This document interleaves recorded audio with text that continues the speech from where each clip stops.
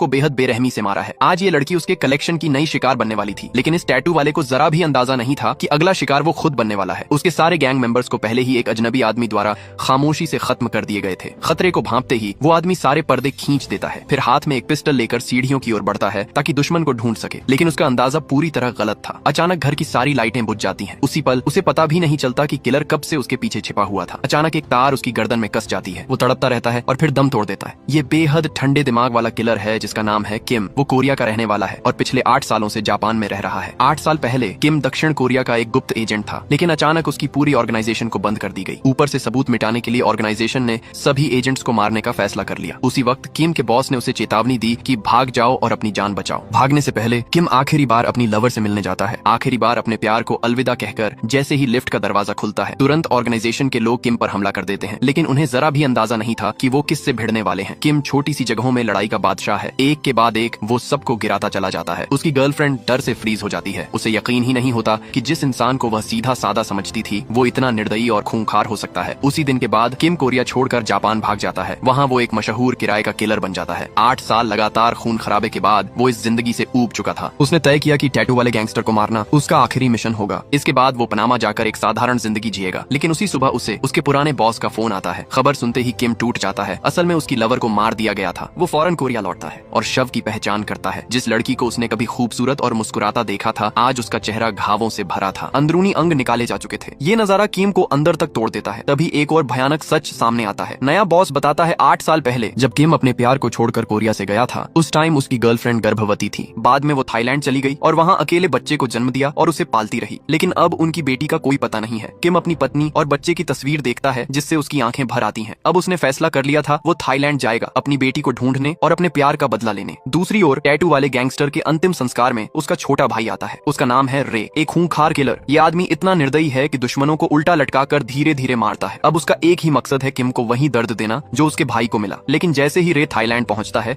एक local gang उसे धोखे से एक घर तक ले जाता है। वो लोग उसे एक आम पर्यटक समझ बैठे थे, लेकिन उन्हें जरा भी अंदाजा नहीं था कि जिस आदमी के सामने वो खड़े हैं वो मौत का देवता है। रे कूल तरीके से बेहद निर्दयी अंदाज में तलवार और चाकू चलाता है। वो एक के बाद एक को गिराता चला जाता है। गोडाउन में मौजूद सारे गुंडे खुद ही मौत की तरफ दौड़ते चले जाते हैं। उस पल रे किसी इंसान जैसा नहीं बल्कि एक असली ईवल जैसा फाइट कर रहा था, जो लोगों को मारने के एहसास का आनंद ले रहा हो। कुछ ही देर में रे खून से लथपथ उस गोदाम से बाहर निकलता है और अब उसका अगला लक्ष्य है किम। उधर दूसरी तरफ किम आखिरकार उन लोगों तक पहुंच जाता है जिन्होंने उसकी पत्नी के साथ हैवानियत की थी। ये लोग अपने आप को रियल एस्टेट एजेंट कहते थे, लेकिन असल में बेहद गंदे अपराधी थे। वो अमीर लोगों को निशाना बनाते थे। किम की पत्नी भी इन्हीं की शिकार बनी थी। जब उन्हें पता चला कि वो एक अमीर महिला है तो उन्होंने नैनी से मिलकर उसकी बेटी का अपहरण कर लिया। मकसद था फिरौती, लेकिन पैसे मिलते ही इन दरिंदों ने अपनी असली औकात दिखा दी। उन्होंने बच्ची को अंग तस्करों को बेच दिया। किम समझ जाता है कि ऐसे लोग इस दुनिया में जिंदा रहने लायक नहीं है। वो बिना भावुक हुए उस आदमी की उंगलियां काट देता है और बेटी के बारे में पूछता है, लेकिन जो जवाब मिलता है वो सीधे उसका दिल तोड़ देता है। वो आदमी कहता है, तुम्हारी बेटी को नैनी ने ही मार डाला। ये सुनते ही किम अंदर से पूरी तरह टूट जाता है। दर्द ऐसा मानो दिल को चाकू से काट दिया गया हो। इसके बाद वो उस घटिया इंसान को जिंदा नहीं छोड़ता, लेकिन कहानी अभी खत्म नहीं हुई थी। अगला नंबर था वो नीच नैनी। किम ज्यादा देर नहीं लगाता, वो जल्दी ही उन दोनों तक पहुंच जाता है। वो पति पत्नी दोनों को कुर्सी से बांध देता है। किम सीधे उस आदमी का हाथ पकड़ता है और उसकी उंगली काट देता है, ठीक उसकी पत्नी की आंखों के सामने। ये देखते ही वो औरत डर के मारे टूट जाती है। वह सब कुछ उगल देती है और तभी एक सच्चाई सामने आती है कि किम की बेटी अभी जिंदा है। नैनी ने उसे थाईलैंड में अंग तस्करों को बेच दिया था, लेकिन एक समस्या थी, किम थाई भाषा नहीं जानता था, इसलिए उसने एक अजीब लेकिन चालाक आदमी को किराए पर रखा। उसका नाम था जोजी। जोजी पैसे के लिए कुछ भी कर सकता था। वह लिंग परिवर्तन कराने का नाटक करते हुए अंगों का खरीदार बन गया। दोनों मिलकर थाईलैंड पहुंचते हैं। तस्कर उन्हें एक इमारत में ले जाते हैं। अंदर बहुत सारे मासूम बच्चे कैद थे। तस्कर कहते हैं, जो अंग चाहिए, जिस बच्चे का चाहिए चुन लो। किम हर बच्चे को ध्यान से देखता है, लेकिन उसकी बेटी कहीं नहीं दिखती। वह बेचने वालों से कहता है, मुझे एक कोरियन लड़की का अंग चाहिए। सामने से जवाब आता है, कल एक कोरियन लड़की थी, लेकिन किसी ने उसके अंग पहले ही खरीद ली। अब वो ऑपरेशन के लिए भेजी जा चुकी है। ये सुनते ही किम का दिल टूट जाता है। वो दरवाजा तोड़ देता है और बच्चों से पूछता है, क्या तुमने इस तस्वीर वाली लड़की को देखा है? तभी एक लड़का धीरे से बोलता है, हाँ, वो मेरे साथ एक ही गाड़ी में आई थी, लेकिन उसे पहले ले जाया गया। किम लड़के की शर्ट उठाता है। उसके शरीर पर एक गहरा निशान था, यानी उसके शरीर से पहले ही एक अंग निकाला जा चुका था। यह दृश्य किम को अंदर तक झकझोर देता है। उसका गुस्सा अब आसमान छू चुका था और तभी दरवाजे पर गुंडे आ जाते हैं। किम अब एक पल भी जाया नहीं करना चाहता था। वो कुछ ही सटीक चालों में सामने खड़े सभी गुंडों को ढेर कर देता है। फिर वो बचे हुए बच्चों से सवाल करता है, मेरी बेटी को कहाँ ले जाया गया? तभी वही लड़का जिसने पहले मदद की थी आगे बढ़कर एक जगह का नाम बताता है। उसे वहीं ऑपरेशन के लिए ले जाया जाएगा। किम तुरंत उस बच्चे को ले जाने ही वाला होता है कि अचानक हॉलवो के आखिरी सिरे पर एक लाश गिरी दिखाई देती है। असल में रे वहां तक पहुंच चुका था। किम बिना देर किए बच्चे को जोजी के हवाले करता है और कहता है इसे लेकर भागो, और खुद पीछे मुड़कर रुक जाता है। अब दो राक्षस आमने सामने थे। दोनों की हर चाल सीधे जान लेने के लिए थी। एक पल भी कोई कमजोर नहीं पड़ा, लेकिन किम जानता था उसकी बेटी अब भी खतरे में है। वो लड़ाई को खींचना नहीं चाहता था। एक मौका देखकर वो रे को हॉलवो के बाहर धकेल देता है। फिर वो दरवाजा जोर से बंद करता है और लॉक कर देता है। बाहर रे गुस्से में दांत पीसता रह जाता है। किम खिड़की तोड़कर कूद जाता है और भाग निकलता है। कुछ देर बाद वो उस जगह पहुंचता है जिसका नाम बच्चे ने बताया था। इमारत के सामने रुककर वो सामने वाली बिल्डिंग पर चढ़ जाता है ताकि अंदर का हाल देख सके, और तभी वो पहली बार अपनी बेटी को देखता है। किम की आंखें भर आती हैं, लेकिन खुशी का पल ज्यादा देर नहीं टिकता। अगले ही पल गुंडे उस बच्ची को गाड़ी में डालते हैं और ऑपरेशन सेंटर की ओर ले जाते हैं। किम तुरंत गाड़ी स्टार्ट करता है और उनका पीछा करने लगता है। इधर रे को समझ आ जाता है कि किम से लड़ना आसान नहीं है। रास्ते में वो एक हथियारों की दुकान पर रुकता है। दुकानदार घमंड से कहता है हर किसी को मैं हथियार नहीं बेचता। किम शांत आवाज में बस इतना कहता है मैंने अभी तक कुछ मांगा भी नहीं। अगले ही पल दुकान खामोश हो जाती है क्योंकि दुकानदार की धुलाई हो चुकी थी। किम वहां से हथियार और ग्रेनेड लेकर निकल जाता है। अब वो और भी खतरनाक हो चुका था। इधर किम अपनी बेटी का पीछा कर रहा था, लेकिन तभी रे अचानक सड़क के बीच दिखाई देता है। उसके हाथ में हथियार था। बिना सोचे वो अंधाधुंध फायरिंग शुरू कर देता है। अब किम के पास भागने के अलावा कोई रास्ता नहीं बचा। वो तेजी से गाड़ी मोड़ता है और फुल स्पीड में निकल पड़ता है, लेकिन पीछे से रे भी अपनी गाड़ी घुमाकर किम का पीछा करने लगता है। आगे अचानक दो पुलिस की गाड़ियां रास्ता रोक लेती हैं। पीछे रे, आगे पुलिस, चारों तरफ दुश्मन ही दुश्मन। किम तुरंत समझ जाता है पुलिस रे जितनी खतरनाक नहीं। वो जानबूझकर रे की गाड़ी को पुलिस की तरफ मोड़ देता है और खुद रास्ता काट कर निकल जाता है। रे हंसते हुए पुलिस पर टूट पड़ता है। भागते भागते वो कुछ ग्रेनेड फेंक देता है ताकि पुलिस को रोका जा सके। पुलिस की संख्या तेजी से बढ़ती जाती है।